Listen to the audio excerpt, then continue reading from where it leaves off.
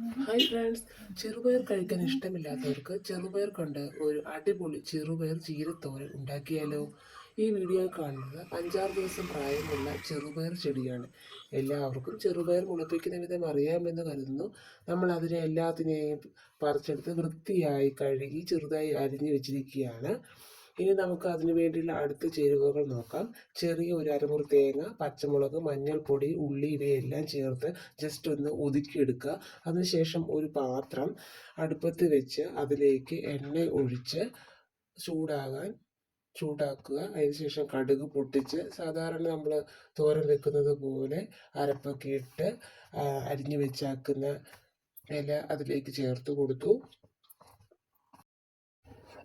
എന്നിട്ട് നമുക്ക് നന്നായിട്ട് ഇളക്കി എല്ലാത്തിനും നന്നായിട്ട് യോജിപ്പിക്കാം. നന്നായിട്ട് ഇളക്കണം. അരപ്പൊക്കെ നന്നായിട്ട് ഇലയിലെല്ലാം പിടിക്കാൻ വേണ്ടി നന്നായിട്ട് നല്ല പോലെ ഒന്ന് ഇളക്കി കൊടുക്കണം. അതിനുശേഷം ആവശ്യത്തിന് നമ്മൾ ഉപ്പൊക്കെ ചേർത്ത് പിന്നെ ഒന്ന് മൂടി വെക്കുകയാണ്.